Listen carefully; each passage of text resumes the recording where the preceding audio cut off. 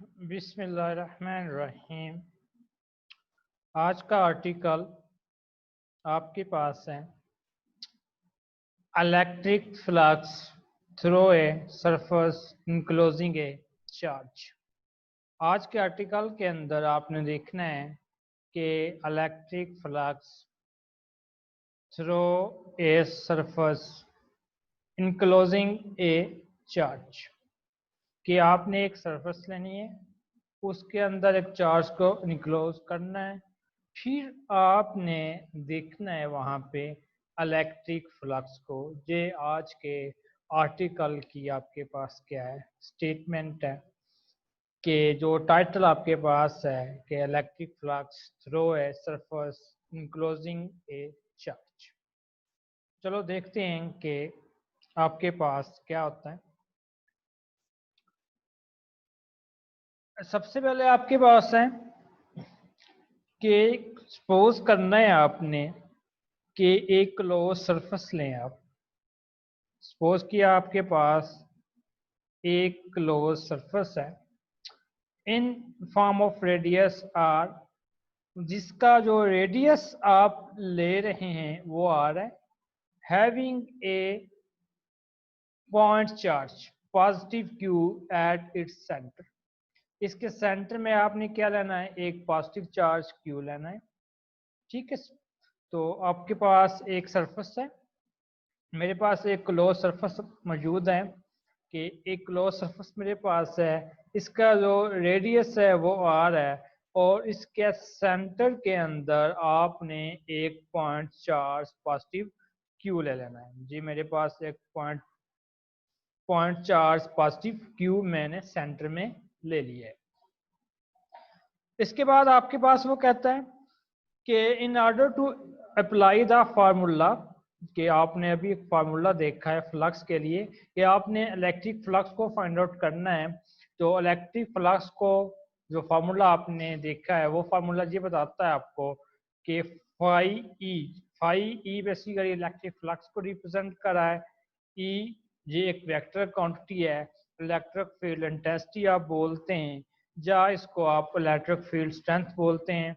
और ए जे बेसिकली यहाँ पे वेक्टर एरिया है कि अगर आप वेक्टर एरिया और इलेक्ट्रिक इंटेंसिटी का या डॉट प्रोडक्ट लें या स्केलर प्रोडक्ट इसको कहते हैं वो ले लें तो वो इक्वल होता है इलेक्ट्रिक फ्लक्स के।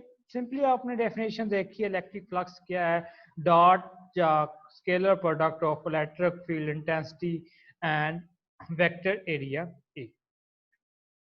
ठीक है, अब वो कहता है ये आपके पास उस सूरत में वैलिड होगा जब सरफेस आपके पास क्या होगी, फ्लैट होगी।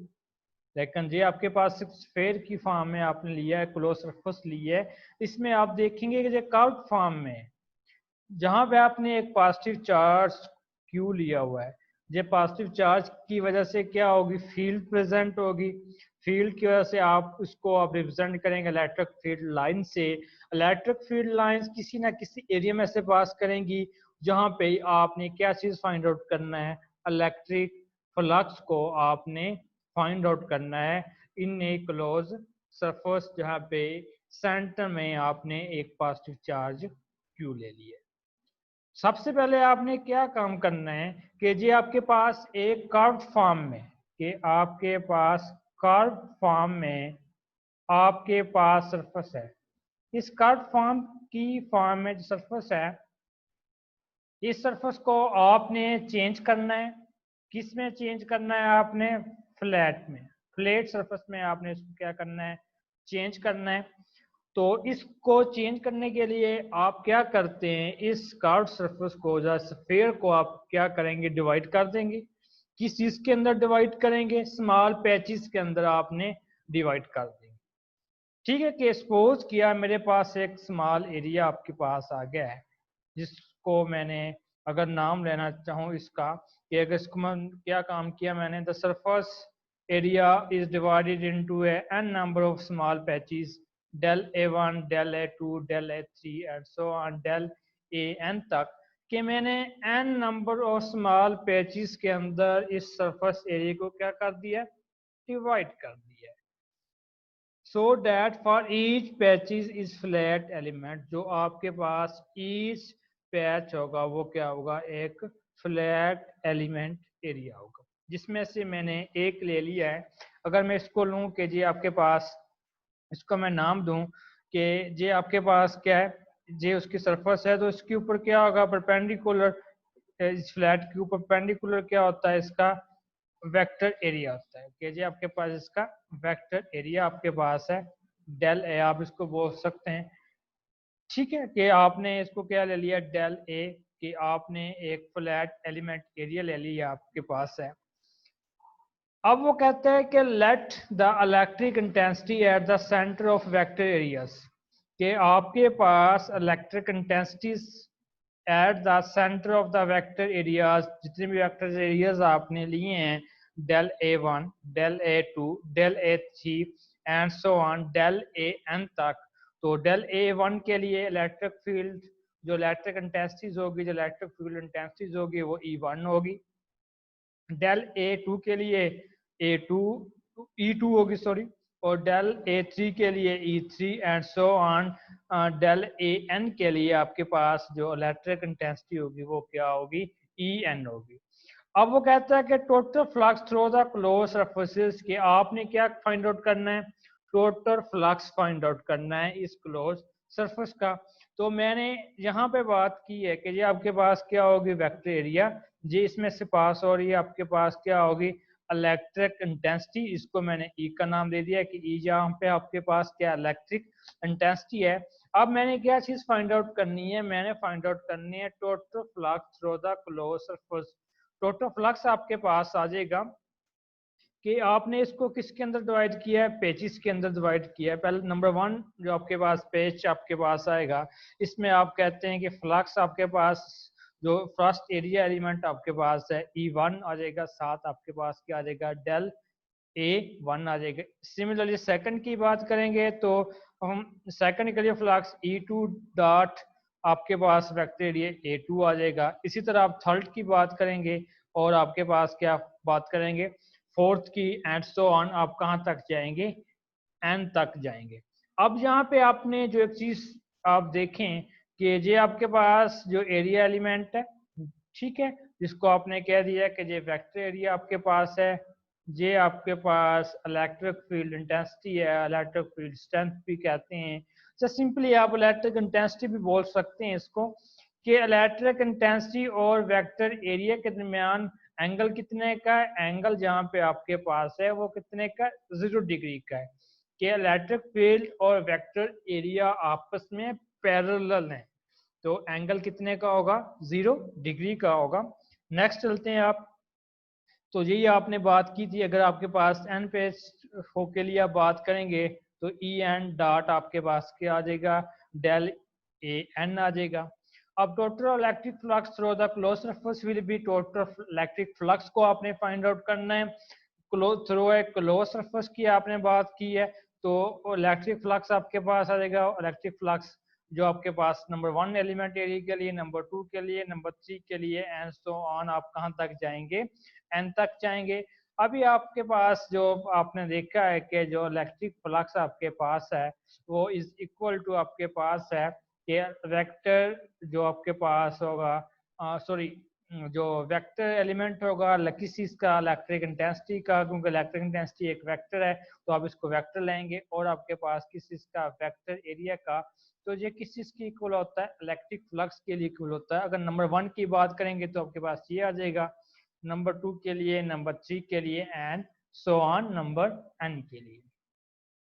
अगर हम इस डॉट को रिमूव करें तो आप एक ट्रिग्नोमेट्री फंक्शन कास का भी लेके आते हैं, ठीक है। उसके बाद आपने अभी बात की है कि डायरेक्शन ऑफ इलेक्ट्रिक इंटेंसिटी जो आपके पास है और वेक्टर एरिया की क्या सेम है, मीन्स ये आपस में पैरेलल हैं, तो जी इनके दरमियान जो एंगल आपके पास होगा वो एंगल आपके पास कितना होगा, 0 डिग्री का होगा, ठीक है। तो आप क्या पुट कर सकते हैं कि ई ए ई वेक्टर जो आपके पास ई और वेक्टर जो आपके पास ए है, इनके दरमियान डॉट लिया है, इसको रिमूव करेंगे तो ई ए यहाँ पे क्या आ जाएगा, कॉज जो कुछ भी एंगल आप लेते हैं, फाई लेते हैं, थीटा जो भी आपने एंगल लिया है, जहाँ पे आप थीटा को यूज कर रहे हैं तो आप थीटा ले सकते हैं, तो थीटा जहाँ पे आपने कितना लिया है 0 डिग्री का, तो कास जहाँ पे एंगल की जगह पे आपने क्या पुट कर देना है 0 डिग्री पुट कर देना है। तो जी आपके पास ई है डेल A1 का 0 डिग्री जहाँ पुट कर दिया। सिमिलरली यहाँ पे का 0 जहाँ पे भी थ्री केस के अंदर भी, और जब एन तक पुट करेंगे तो वहां पे भी काज आपने कितना लेना है 0 डिग्री लेना है। इसके बाद आपने क्या करना है, का 0 आपके पास किस चीज के इक्वल होता है, का 0 इक्वल होता है 1 के। तो आपके पास E1 del A1 plus E2 del A2 plus E3 del A3 and so on, कहाँ तक जाएंगे आप En डेल An तक। नेक्स्ट देखेंगे कि all the surface elements are equal distance from Q, के इक्वल डिस्टेंस आपके पास है किससे, चार्ज Q से। कि अगर आपके पास जो सरफेस ले लें, ये आपके पास सरफेस थी, तो यहाँ पे सेंटर के अंदर आपने किस चीज को लिया था, सेंटर के अंदर चार्ज Q को लिया था, तो इसका आपस में क्या था, इक्वल डिस्टेंस था।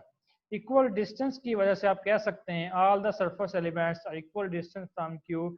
तो आपके पास जो आपके पास होगा E is equal to E1 के, इज इक्वल टू E2 के, is equal to E3 and so on. आप कह सकते हैं कि E1 is equal to E2 is equal to E3 is equal to E। तब आपके पास E del A1 plus E del A2 plus E del A3 plus on E del An। अगर यहाँ से आप देखें तो कॉमन आता है। कॉमन बेसिकली क्या चीज है, इलेक्ट्रिक इंटेंसिटी कॉमन आ रही है। रिमेनिंग आपके पास del A1 plus del A2 plus del A3 and plus on del An तक। नेक्स्ट आपके पास है कि ये जो चीज टर्म आपके पास है, ये टर्म किस की इक्वल होती है, जी इक्वल होती है surface area of the sphere के। कि जो surface area of the sphere means के आपके पास total area of the sphere, साथ आपके पास क्या इलेक्ट्रिक फील्ड है, is equal to the total electric flux equal होता है। आपको पता है कि इलेक्ट्रिक इंटेंसिटी आपके पास किस चीज की इक्वल है, इलेक्ट्रिक फील्ड जो इंटेंसिटी है वो किस चीज की इक्वल है, 1/4 पाई एप्सिलॉन Q/r का स्क्वायर। और surface area of the sphere भी आपको पता है किस चीज का है, 4 पाई r का स्क्वायर, जहाँ पे r आपके पास क्या है, r आपके पास रेडियस है स्फीयर का।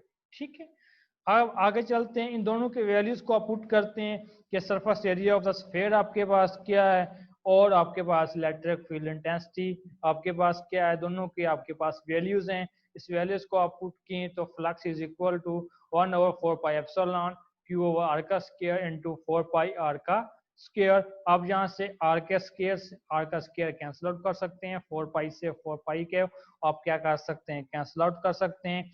रिमेनिंग आपके पास बच जाएगा कि electric flux, total electric flux is equal to Q/एप्सिलॉन। टोटल फ्लक्स किस चीज की इक्वल आ जाएगा, टोटल आपके पास जो इलेक्ट्रिक फ्लक्स है वो इक्वल आ जाएगा Q/एप्सिलॉन की। अब वो कहता है कि सपोज करते हैं कि no suppose a close surface around the sphere has figure, जैसा कि आपको एक फिगर के अंदर दिखाया गया है, the flux through the close surface is the same has the flux through the sphere. So we can conclude, जिससे जो हम रिजल्ट क्या निकालते हैं कि मेरे पास एक कोई भी इरेगुलर सरफेस है, इसके अंदर मैंने एक क्लोज सरफेस को लिया है, तो जहाँ पे एक सेंटर वही आपने पॉजिटिव चार्ज को लिया है, चार्ज Q को लिया है, इसके अराउंड क्या एक आपके पास क्या सरफेस है, क्लोज सरफेस है, और इसको आपने कहाँ पे ले लिया है, एक किसी भी इरेगुलर सरफेस के अंदर आपने, जब क्लोज सरफेस के अंदर आपने इसको रख लिया। अब वो कहने का मतलब यही है कि ये आपके पास जो इलेक्ट्रिक फ्लक्स है वो आपके पास क्या क्लोज सरफेस में जो आपने लिया है वो इक्वल होगा जो इस इरेगुलर सरफेस के अंदर आपने लिया है। इससे आप रिजल्ट क्या निकालते हैं, इससे आप ये रिजल्ट निकालते हैं कि the electric flux through a close surface does not depend on the shape और geometry of the close surface. के इलेक्ट्रिक फ्लक्स किसी भी क्लोज सरफेस के अंदर वो कभी भी डिपेंड नहीं करता, किस चीज के ऊपर डिपेंड नहीं करता, शेप के अंदर, या आप कह सकते हैं ज्योमेट्री के, वो ज्योमेट्री या शेप पे वो कभी भी डिपेंड नहीं करता। कि आपकी जो शेप है वो इरेगुलर है, क्लोज्ड है, या किस भी फॉर्म के अंदर है क्लोज सरफेस की, तो वो उसकी जो शेप या ज्योमेट्री पे डिपेंड नहीं करता। द फ्लक्स वो through the surface depends upon the medium and the charge enclosed, के जो फ्लक्स आपके पास है वो किस चीज पे डिपेंड करता है, वो डिपेंड करता है कि आपके पास जो चार्ज इनक्लोज्ड है वो कितना है, उस पर डिपेंड करेगा, और जो मीडियम के मीडियम आपने कौन सा लिया है उस चीज पे डिपेंड करता है कि flux through the surface depends upon the medium and charge enclosed. इसके आगे कुछ क्वेश्चंस हैं जो पास्ट पेपर्स के अंदर आए हुए हैं, तो इसमें से कुछ मैंने एमसीक्यूज लिए हैं, तो उस चीज़ के बारे में कुछ आप देखते हैं। वो नंबर 1 एमसीक्यूज के अंदर कहता है कि the total electric flux through the surface of the sphere due to a charge q at its centre is, क्या भी जो आपने एक रिलेशन ड्राइव किया है वो रिलेशन क्या था, क्यू ओवर एप्सिलॉन। तो आपके पास इसका आंसर दिया गया है, क्वेश्चन एमसीक्यू नंबर 1 का आंसर क्या है, बी पोर्शन आपके पास क्या होगा, ठीक होगा। सेकंड पे चलते हैं कि electric flux through a close surface does not depend upon, कि वो किस चीज पे डिपेंड नहीं करता। अभी आपने बात की है कि वो शेप पे डिपेंड नहीं करता, मीडियम पे वो डिपेंड करता है, चार्ज पे भी डिपेंड करता है, नन ऑफ दिस, इसमें से कोई भी नहीं, ये भी आपके पास कि आपके पास कौन सा ऑप्शन ठीक होगा, शेप पे वो डिपेंड नहीं करता। The direction of vector area is, कि जो वेक्टर एरिया की डायरेक्शन लेते हैं वो parallel to the flat surface होती है, perpendicular to the flat surface होती है, तो वो क्या होती है, परपेंडिकुलर द फ्लैट सरफेस की। आपके पास ये एक फ्लैट सरफेस है, तो इस चीज के ऊपर क्या होगी, परपेंडिकुलर होगी कौन सी चीज, वेक्टर एरिया की डायरेक्शन, ठीक है। तो इसका आंसर क्या होगा, perpendicular to the flat surface. Negative and positive charge in a hollow surface are equal in magnitude, के आपस में वो क्या होते हैं, equal. Then the flux from the surface will be, तो वहां पे फ्लक्स क्या होगा, जीरो होगा, वहां पे ऑप्शन क्या होगा, फ्लक्स आपके पास क्या है, zero. Positive negative and both positive and negative, तो आप आंसर क्या देंगे, वहां पे फ्लक्स क्या होगा, जीरो होगा। कुछ शॉर्ट क्वेश्चंस भी जो पास्ट पेपर्स के अंदर आए हैं वो मैंने जहाँ पे मेंशन किए हैं, इसको जरूर देखिएगा। इसके अंदर सबसे पहले जो शॉर्ट क्वेश्चन है वो 2 मार्क्स का आया हुआ है कि does the total flux depends upon the shape और geometry of the close surface, तो आप कहेंगे कि वो उसकी शेप और geometry of the close surface पे डिपेंड नहीं करता, बल्कि वो उसके चार्ज जो उसके अंदर इनक्लोज होता है उसके ऊपर डिपेंड करता है, और डिपेंड करता है उसकी मीडियम की, मीडियम आपने कौन सा लिया है। इसके अलावा लॉन्ग क्वेश्चन आपके पास किस तरह आता है, वो भी 5 मार्क्स का, कि डिफाइन इलेक्ट्रिक फ्लक्स, के आपने इलेक्ट्रिक फ्लक्स को डिफाइन करना है। Find electric flux through the surface enclosed charge, कि आप इलेक्ट्रिक फ्लक्स की डेफिनेशन लिख देंगे, जो आज का आर्टिकल आपने देखा है उसको कंप्लीट आपके पास क्या करेंगे, उसको डिस्क्राइब कर देंगे, बयान कर देंगे, तो आपके पास ये क्वेश्चन क्या हो जाएगा, कंप्लीट हो जाएगा। जैसे सिमिलरली किसी और तरीके से या किसी और मेथड से आप इसको लें, तो वो कहता है कि show that electric flux due to point charge q place at the centre of sphere is equal to q over epsilon, कि आप इसको वेरीफाई भी कह सकते हैं, सिंपली आपके पास होगा कि साबित कीजिए, प्रूव दैट कि electric flux is equal to q over epsilon. इस तरह का भी ये क्वेश्चन आपके पेपर्स के अंदर आ सकता है। Thank you for watching.